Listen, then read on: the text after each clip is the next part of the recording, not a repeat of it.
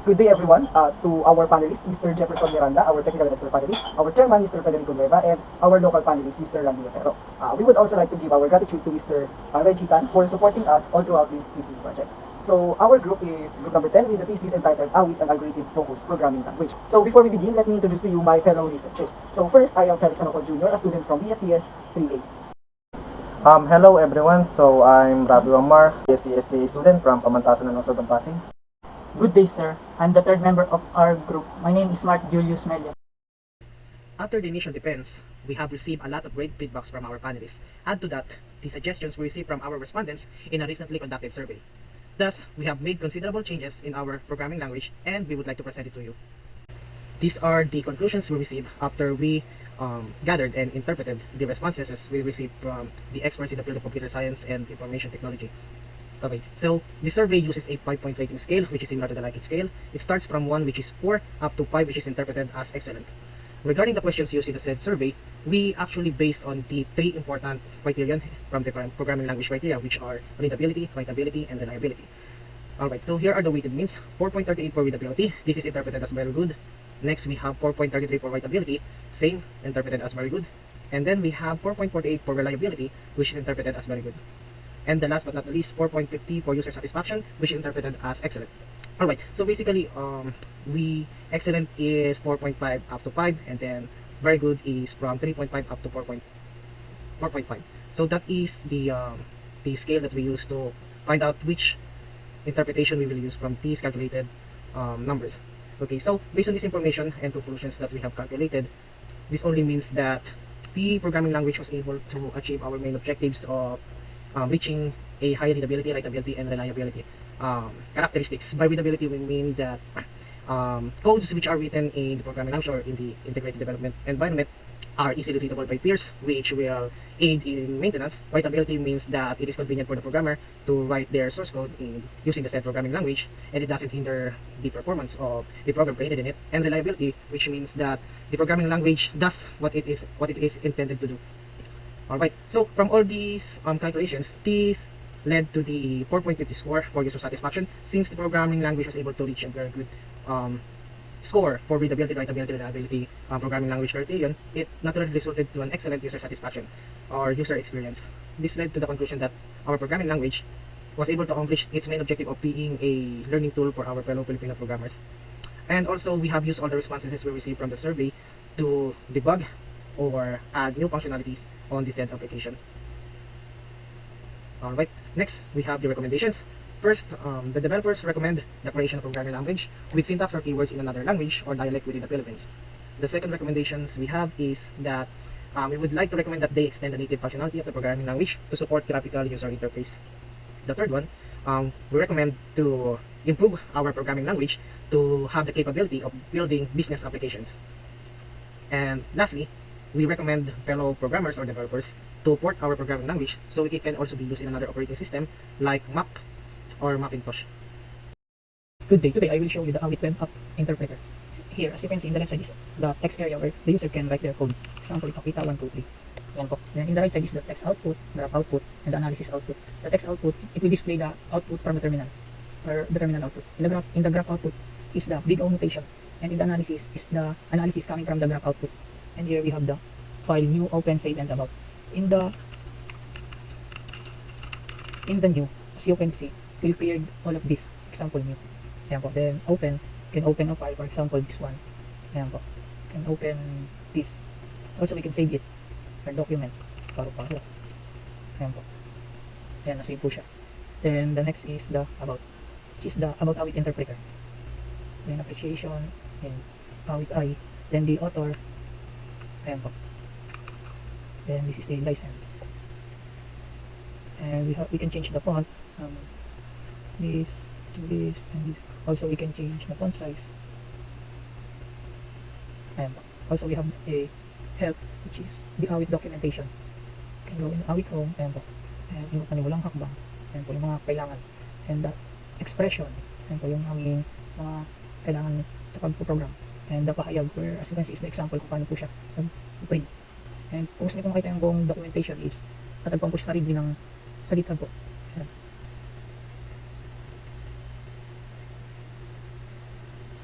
Ayan po yung aming mga keyword. Kung gusto niyo po siyang basahin lahat. Also, pag gusto naman po nila ng night mode, meron din po. And now, we can run this example. Ayan, then we can click the view more.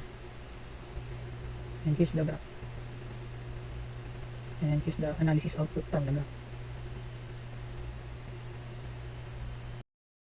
And now that you are familiar with the user interface of our interpreter, it is now time to test and use the programming features that AWIT have. So we will start with a basic print statement. Okay, so we will start by creating a hello world program, which a lot of programming languages use to introduce their language. So in our language, you can write a print statement by typing the next name ipakita. So ipakita means that you are using a print statement. And then after that keyword, you will write the text that you want to be outputted on the terminal. So our terminal screen is being represented here in the text output. Okay, so any text that will be outputted on the terminal will be outputted here.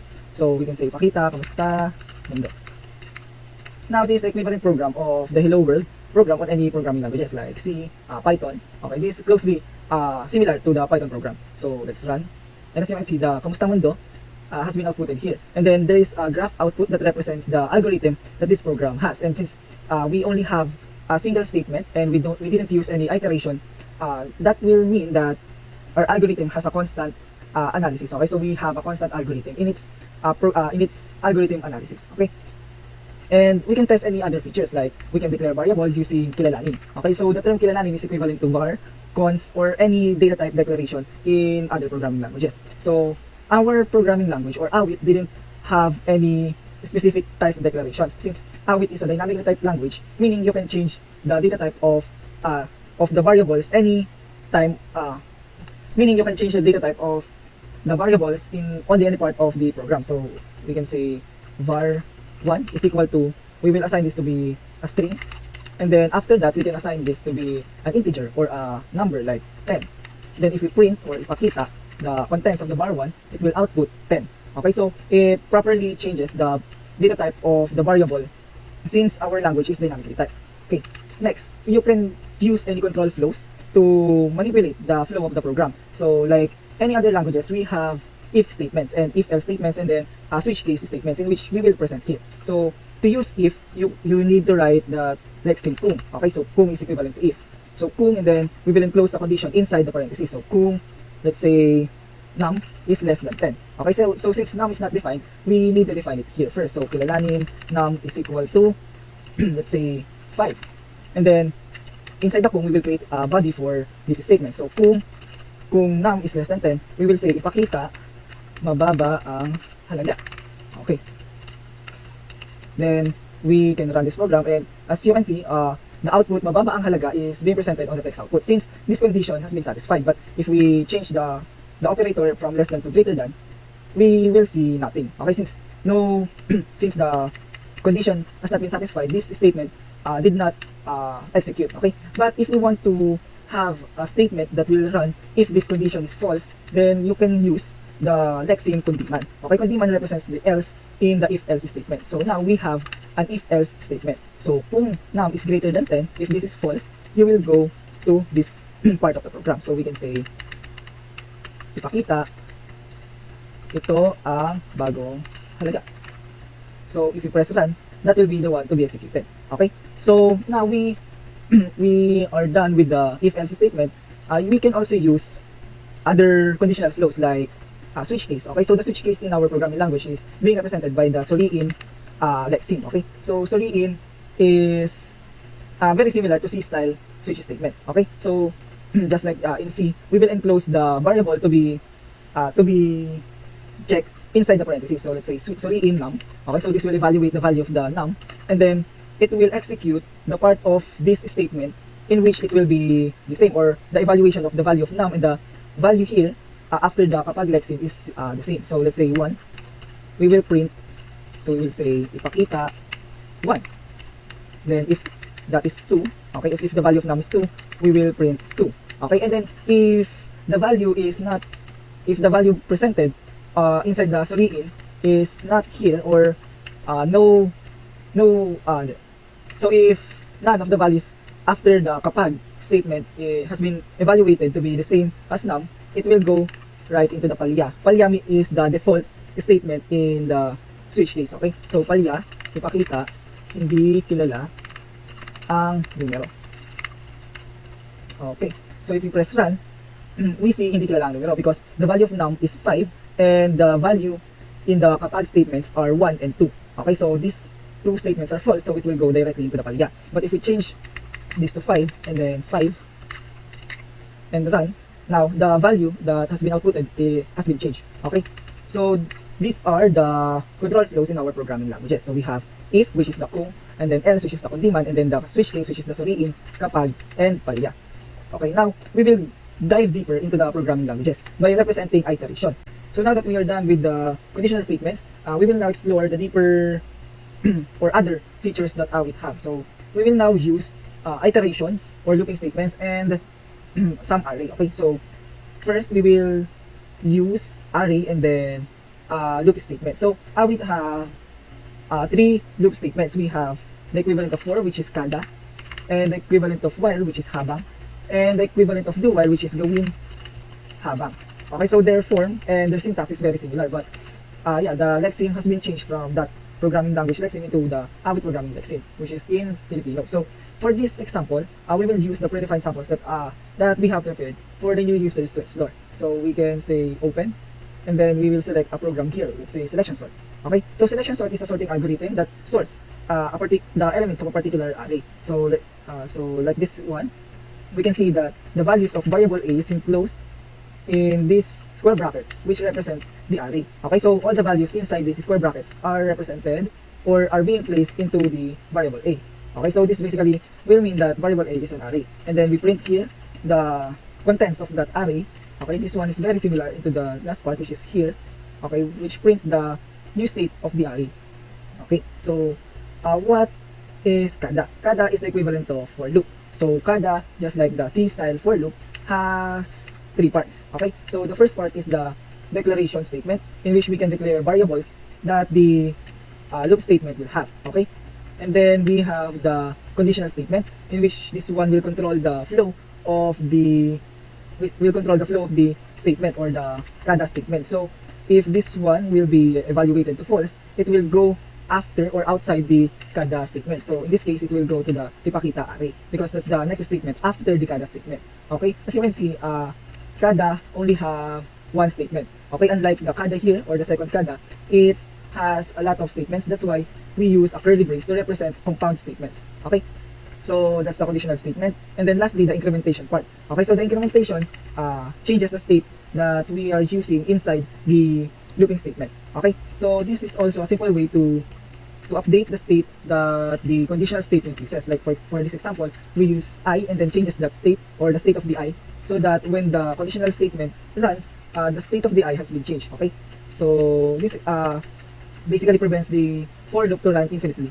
Okay, so yeah, this is the algorithm for the selection sort. Okay, and then once we run this one, as you can see, the graph output is quadratic. Okay, this means that every time the element of this array increases, the time complexity of the algorithm will increment into n squared. Okay, so if this one, in this example, this one has only 5 elements, then the time complexity for this algorithm is we can say 25. But if the value here or the number of elements here increases from 5 to 100, it will increase into 10,000. Okay, so that's how large the difference that this algorithm have. Okay, so this is an example of a slope algorithm, or any algorithm that has big O of n squared is considered a slow algorithm. Okay, but other algorithms doesn't have a choice, or that has no other way to be faster, will have an n squared algorithm analysis, or it will have a quadratic algorithm for its analysis. Okay, and then as you can see, the program runs perfectly since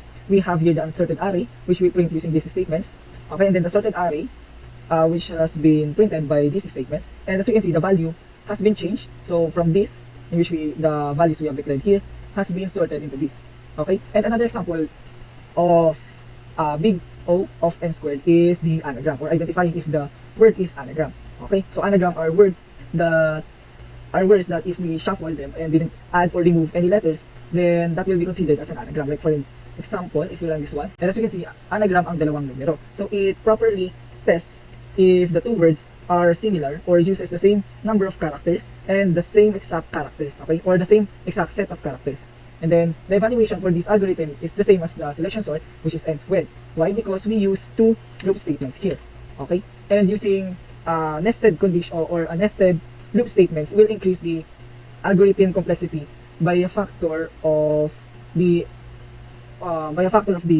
n, okay. So let's say, for example, we have 3 nested loop statements, then the value here will be 3, okay, and that will no longer be a quadratic algorithm, but instead an exponential algorithm, or a polynomial rather, a polynomial algorithm, okay. But for the n raised to 2 algorithms, we classify that as a quadratic algorithm, okay. So yeah, this is very similar to the selection sort that we have presented earlier.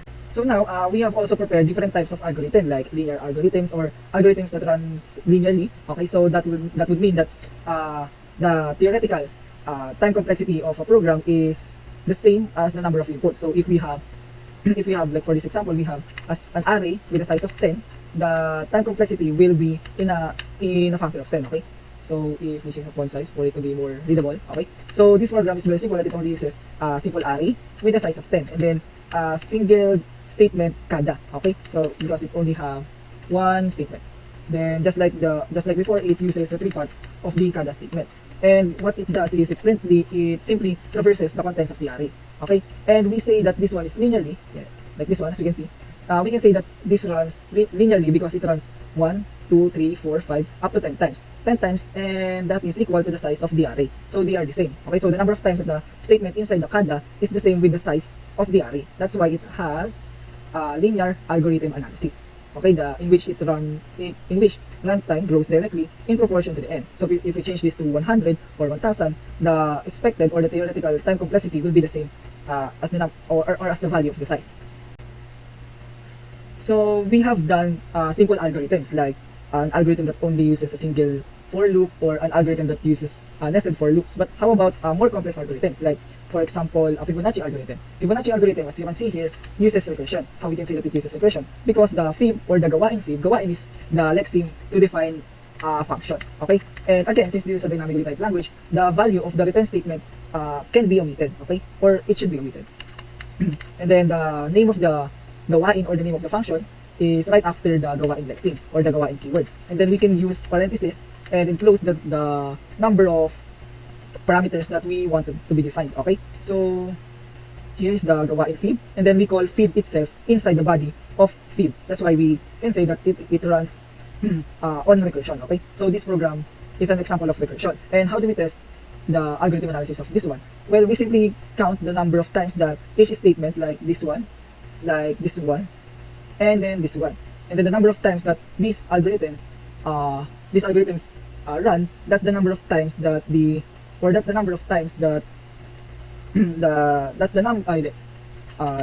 depending on the number of times that these two statements run, that is the time complexity of the algorithm, okay. So we just use other native functions here, like horas.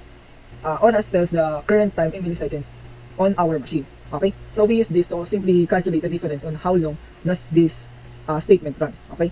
So if you press run, so you can see nothing because it is still running, okay. But after, yeah, like that, after the execution has been done, it will print out the number of seconds that we have to wait for the evaluated value. Like for this one, it has a lot, that's why it uses the exponent to represent the value, okay. And it runs 5.2 seconds, okay, in 5.2 seconds. So horas, which is the current time in milliseconds, subtracted by the time that we stored before we run the statement, the difference between the two is 5.2, which is 5.2 seconds. And then the big O notation, or the algorithm analysis for this Fibonacci program, is logarithmic, okay. It means that runtime grows logarithmically in proportion to n, okay. So it does not increase, or the number of times that the statement runs is not equivalent to the number of the inputs, okay. So it increases, or the number of inputs, or the time that we increase the number, okay. So it means to say that the growth of the statements will be smooth but not perfectly a straight line, okay. It will reach that asymptotic line, meaning it will never reach that value, but it will continuously grow to reach a very near value to the asymptotic value, okay. So that is the Fibonacci program, and these are the language features that AWIT has. So if you want to explore more, like what the previous researchers have said, you can explore the GitHub repository, and in there we have created a release to control the for the end users to use. So you can press here the release part in the GitHub repository, and you can download various assets in which you can use, or for you to use the AWIT programming language, because inside the compressed file here are the executables and the samples that you can see here, okay, that we have prepared here. So these examples will be inside that compressed folder. So that is it. Thank you very much for listening.